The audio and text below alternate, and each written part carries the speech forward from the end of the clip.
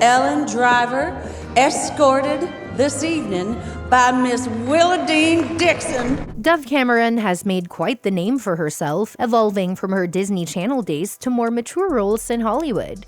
Today, we're diving into her impressive acting career, breaking down her key movie roles, hidden gems, and iconic performances. Stay with us because we are going to explore not only some of her well-known characters, but also some interesting ones which prove her talent as an actress. Dove Cameron was not known by the world as she is today, but she was already doing work in some small parts. At the age of 15, she got her first audition for a television show called Shameless and played a character named Holly Herkimer. Although she only had a short role in the series Shameless, it was evident that she was ready to work with the big guns of the business. I mean, if you didn't watch it, I don't blame you. It's one of those introductory performances that became eclipsed by her later work on Disney.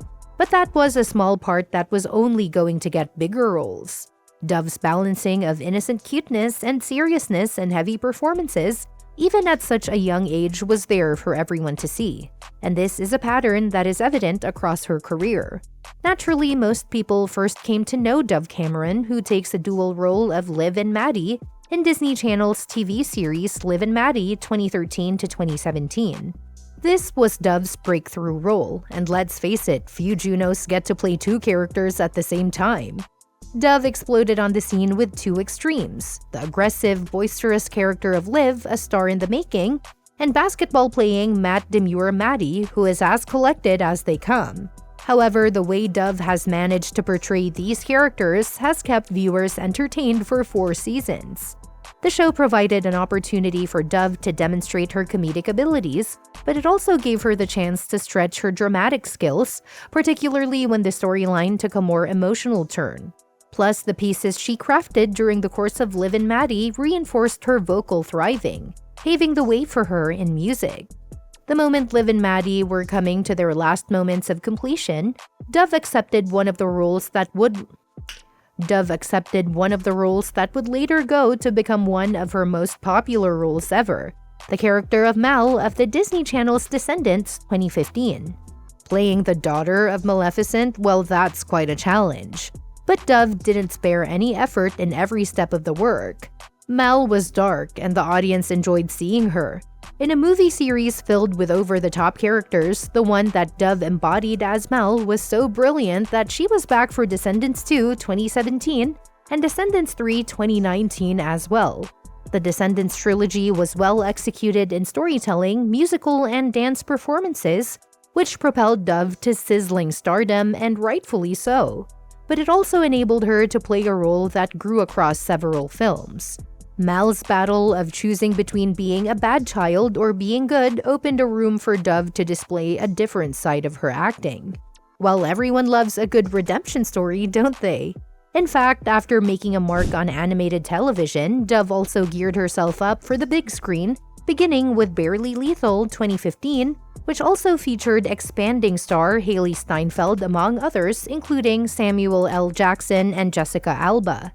Dove assumed the character of Liz, a cynical and rather aloof person, quite a drastic shift from the nice girl persona she had cultivated from Disney.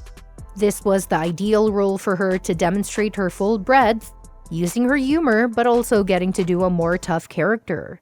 Dove's management signaled a notable growth in her career, with Barely Lethal demonstrating that she can be in the same picture with other older female actors and hold her own. Many critics looked down on the picture per se, but in Dove's case, it was the catalyst for a new stage in a development path, as it allowed her to try on different helmets. Then arrived Dumplin 2018, which became a Netflix phenomenon inspired by the book of the same name by Julie Murphy. Dove played Becca, a contestant of a beauty pageant in an unnaturally deprived small town. No, a really mean girl character was not portrayed in this case. Rather, she reminded me of a smaller town version of Liv from Liv and Maddie, self-assured, beautiful, and layered with a high pageant attitude. However, the makers tried to present them in a way that was no less charming yet more complicated than presented previously, and it worked. Unlike Dumplin, which had an ensemble cast and hence Dove did not have much screen time, her presence was still impactful, and she even shared the screen with Jennifer Aniston. How cool is that?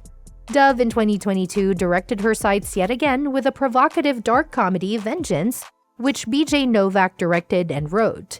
In this mystery and thriller, the character played by Dove is Kansas City Shaw, the little sister of a woman whose unexplained death is the movie's reason for visit.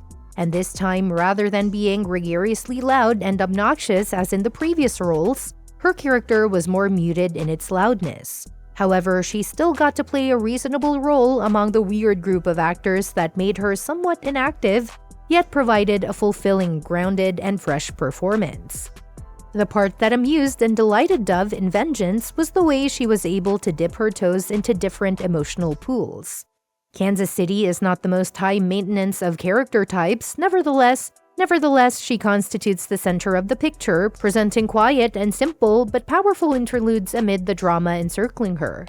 Around the same time, Dove also entered the Marvel universe when she voiced Gwen Stacy, aka Ghost Spider, in the animated series Marvel Rising: Initiation. Fans assumed that she would subsequently take on the live-action version of Gwen. However, at this point in time, we are still waiting to see it come to fruition. Still, Dove's voice acting as Ghost Spider surfaced as another skill on her ever-increasing resume. However, this animated series gave a different set of Marvel heroes to a younger audience, and Dove's active portrayal of the character helped fit the contrasting dynamics. In 2016, Dove once again displayed her musical talent when she starred in NBC's Hairspray Live. As Amber Von Tussle, the vain, plot-devoting villainess, Dove's theater musical element came into focus. She was condescending, she was fashionable, and she gave a killer performance. And despite the presence of heavyweights such as Jennifer Hudson and Ariana Grande in the show, Dove was fierce as Amber, nailing the character. In fact, it's the comedy that she performed in Hairspray Live that made it particularly interesting, as it gave the zany and hilarious character a twist that enhanced its appeal.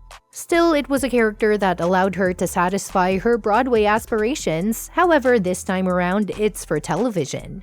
More recently, Dove has appeared in the Apple TV musical comedy series Schmigadoon and Mel Brooks' History of the World Part 2 2023. In Schmigadoon, Dove's character is Betsy, a girl who appears wholesome but is disillusioned living in a musical town straight out of the 1950s. It was the right part for Dove as it matched her singing abilities with a character that permitted her comedic instincts to play. On a more positive note, her role as Anastasia in the History of the World Part 2 allowed Dove to try out some historical satire where she played the unlucky Russian princess in a parody. It is such inclusivity of roles that attests to why Dove is nothing short of an eccentric actress. She always ventures into new and surprising territory. So what's next for Dove Cameron? Will we be able to watch her in more serious roles, in more musicals? Or will she perhaps join the Marvel Cinematic Universe? There's one thing that can be said with utmost certainty.